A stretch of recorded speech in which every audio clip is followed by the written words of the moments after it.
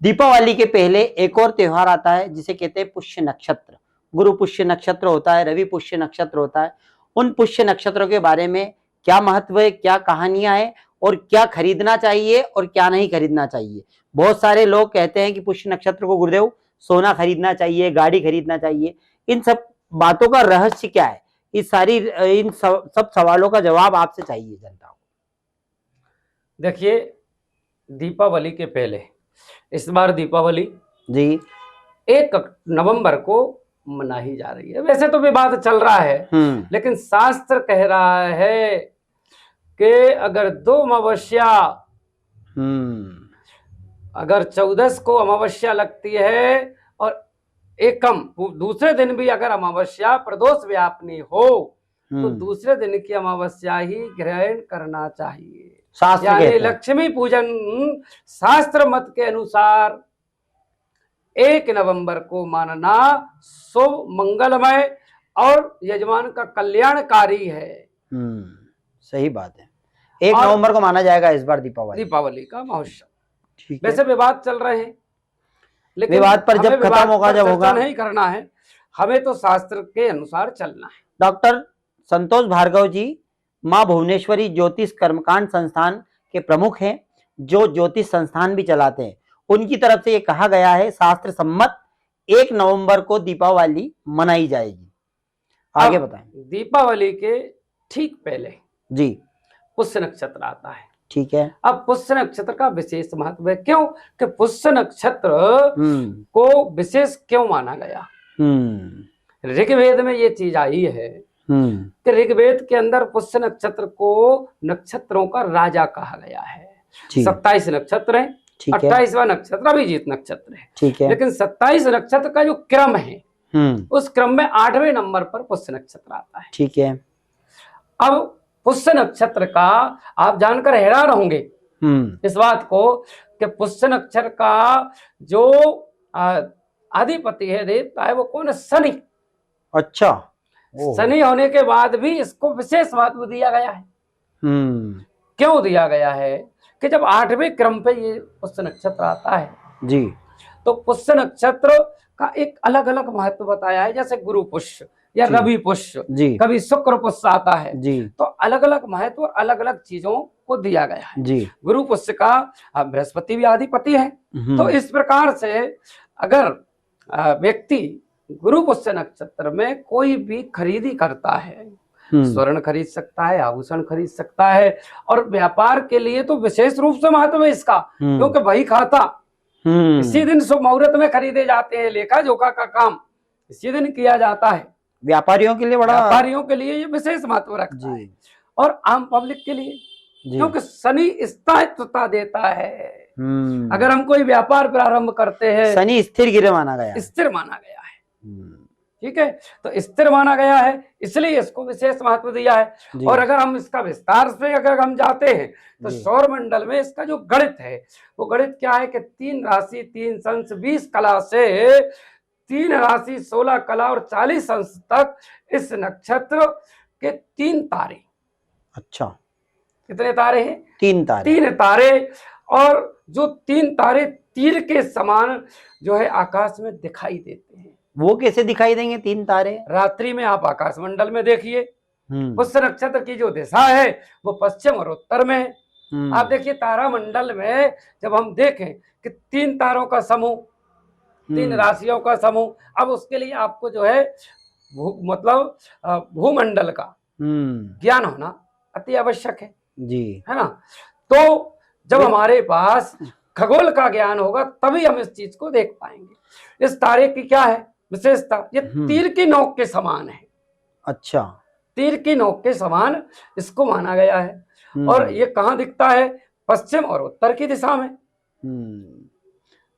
अब अच्छा, इसमें अगर कोई व्यक्ति स्वर्ण खरीद तो सकता है, लेकिन सोना धारण गलती से भी ना करे। उस नक्षत्र को, उस नक्षत्र में सोना खरीदी करेगा, स्वयं धारण ना करे।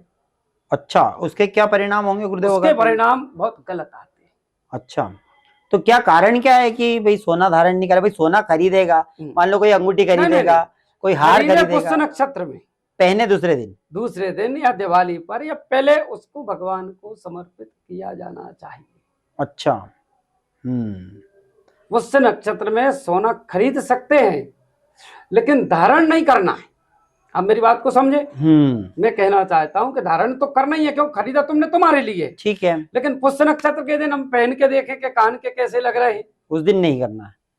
पहले देखें पहन के, लेकिन खरीदने के बाद नहीं फिर पहनना। नहीं पहनना है। फिर उनको पहले भगवान को समर्पित करना है, क्योंकि फिर वो भगवान का भोग बन जाएंगे, भगवान की प्रसादी हो जाएगी आपके लिए। नंबर एक बात। और एक चीज और कि पुष्य नक्षत्र को ब्रह्मा जी का श्राप है। अच्छा, पुष्य नक्षत्र को ब्रह्मा जी का श्राप है, और ब्रह्मा जी के श्राप के कारण कभी भी आपने देखा होगा ज्योतिष शास्त्र के अनुसार जो है विवाह में पुष्य नक्षत्र वर्जित माना गया है, बाकी सब जगह शुभ माना गया है। पुष्य नक्षत्र में शादियां नहीं होती है। हाँ, पुष्य नक्षत्र में शादी नहीं करना चाहिए। और पूजन पाठ हवन आदि सब कुछ कर सकते हो, तो ये तो सबसे विशेष महत्व है। गुरु है ना, विवाह नहीं कर सकते, विवाह नहीं कर सकते, विवाह वर्जित है, बाकी सब कुछ कर सकते हैं इस दिन। दूसरी बात, एक चीज का और ध्यान रखें जी, उधार लेन देन भी ना करे। अच्छा, उधार किसी को देना नहीं है, देना नहीं और लेना भी नहीं, लेना नहीं पुष्य नक्षत्र में। पुष्य नक्षत्र, क्योंकि पुष्य नक्षत्र का जो स्वामी है वो कौन है? शनि। धीरे धीरे शनि क्या करता है? शनि चलता है, स्थिरता देता है। अगर तुमने किसी को धन दिया तो लेट तो वापस आने में बड़ी समस्या पैदा करेगा। शनि की चाल से आएगा। हाँ। शनि धीमी चाल से। और अगर किसी से ले लिया तो आपको लौटाने में समस्या आएगी। अच्छा, तो ना तो उधार दें ना उधार ले, पर किसी का कर्जा है तो वो कर्जा चुकाए कि नहीं चुकाए कि वो भी नहीं करे। उस दिन क्यों देना? अच्छा, दूसरे दिन दे दो। तो पुष्य नक्षत्र वाले दिन कोई भी दिन के नक्षत्र के दिन पैसे से संबंधित कोई कार्य ना किया जाए, किसी को लेना देना ना करे, खरीदी करे ताकि वो स्थिरता के साथ में घर में रहे। कई लोग इस दिन मकान का उद्घाटन करते हैं, जमीन पर शुभारंभ करते हैं, फैक्ट्री मंदिर का निर्माण इत्यादि करना। इसके साथ ही सोना चांदी बही खाता गहने, और विशेष रूप से इस दिन स्वर्ण जरूर खरीदना चाहिए। अगर आपकी शक्ति नहीं है तो पीतल के बर्तन भी खरीद सकते हैं। ठीक है, ये तो बात हुई खरीदी की, ये तो बात हुई सोने चांदी की, पीतल के बर्तन की। मगर पूजा में ऐसा क्या करें भाई? किसी के पास में सामर्थ्य नहीं है, कोई जनमानस के पास में पैसा नहीं है, मान लो वो एक सुदामा की तरह फकीर है, सुदामा की तरह गरीब है। हाँ। वो चाहता है कि यार मेरे पास कुछ नहीं है मगर मैं भगवान को कुछ 2 फूल अर्पण करके पूजा करूं, तो उसके लिए क्या करें? देखिए, गुरु पुष्य में एक और विशेषता होती है। जब गुरुवार को पुष्य नक्षत्र होता है तो क्या होता है कि सर्वार्थ अमृत सिद्धि योग होता है। सर्वार्थ अमृत सिद्धि योग। जितने भी गुरु पुष्य नक्षत्र है वो शुक्र है, मंगल है। देखिए, पुष्य नक्षत्र और 27 दिन में आना है। हाँ, पर यही महत्वपूर्ण क्यों? दिवाली वाला ही महत्वपूर्ण क्यों? नहीं, दिवाली वाला नहीं है। हर महत्व अलग अलग चीजों का अलग अलग महत्व है। दिवाली के पहले या तो रवि पुष्य आता है या फिर गुरु पुष्य आता है। लेकिन गुरु पुष्य में सर्वार्थ अमृत सिद्धि योग बनता है जब गुरुवार को पुष्य नक्षत्र होता है, तो इसलिए इसको विशेष महत्व दिया गया है गुरु पुष्य नक्षत्र को। तो गुरुदेव, जैसे आपने कहा कि हर 27 दिन में एक बार गुरु पुष्य नक्षत्र आता है। नहीं, गुरु पुष्य नहीं आता है। हाँ, पुष्य नक्षत्र आता है। पर वो पुष्य नक्षत्र में जैसे मान लो सपोज गुरुवार के दिन आया तो उसी दिन भी इतनी महत्वता रहेगी जितनी दिवाली के पहले? तो सबसे ज्यादा महत्वपूर्ण है। अच्छा, गुरु पुष्य हो गया। उसके बाद में फिर रवि पुष्य आता है। रवि पुष्य। हाँ। पर आपने कहा कि पुष्य नक्षत्र जो है वो शनि का नक्षत्र है और रविवार तो सूर्य है, तो सूर्य और शनि तो बाप बेटे हैं, और सूर्य और शनि में दोनों दुश्मन। मतभेदता तो है। हाँ, लेकिन रवि पुष्य का एक अपना महत्व है। अच्छा, तो आशीर्वाद देंगे, पिता अपने बेटे को आशीर्वाद तो देंगे, अहित तो नहीं चाहेगा। हाँ, पिता अपने बेटे का भी अहित नहीं चाहेगा, तो नहीं, और ना बेटा अपने पिता का हित चाहेगा। अब देखिए, ये हो गया। अब रवि पुष्य हो गया, ऐसे ही शुक्र है, ऐसे ही शनि है, ऐसे ही मंगल है। जिस दिन जो है पुष्य नक्षत्र जिस बार को पड़ता है उसके अलग अलग महत्व बताए गए। लेकिन गुरु पुष्य को जो है ऐसा माना गया है कि 100 दोषों को दूर करने की शक्ति गुरु पुष्य नक्षत्र में है। अरे वाह, ये तो इस प्रकार इस बार जो गुरु पुष्य नक्षत्र आ रहा है वो 24 तारीख को आ रहा है। 24 नवंबर 24 अक्टूबर 24 अक्टूबर को।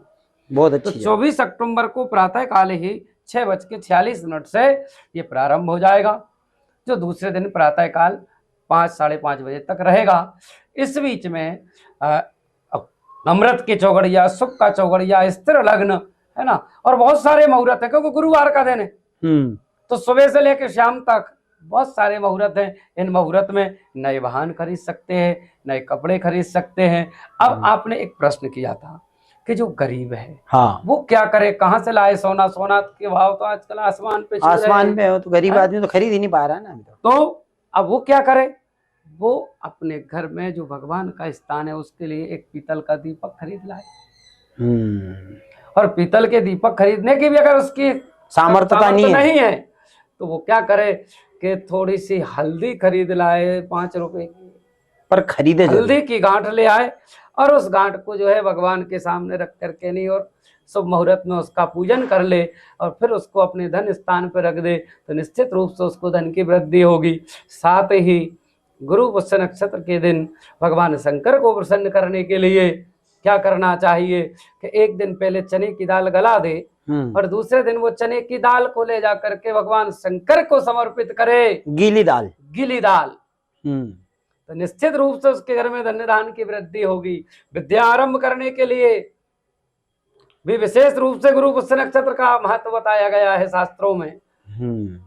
तो इस बार गुरु पुष्य नक्षत्र सबके लिए शुभ हो, मंगलमय हो, आनंदमय हो, सबके जीवन में खुशहाली लाए, इसी कामना के साथ मैं आचार्य डॉक्टर संतोष भार्गव, जय मां भुवनेश्वरी। गुरुजी, आपने बताया, बहुत अच्छी बातें बताई कि गरीब के लिए भी उपाय बताए हैं आपने। गरीब क्या करे पुष्य नक्षत्र को, और अमीर क्या करे पुष्य नक्षत्र को।